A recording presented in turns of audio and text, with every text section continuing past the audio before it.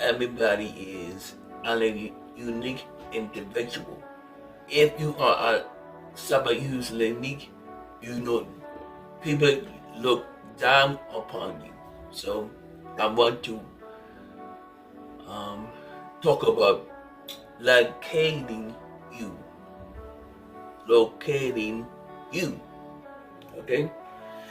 And in today's world, it has become very difficult for us to decipher our own perspective of life because it may seem that everybody else has a vested interest in how we see things.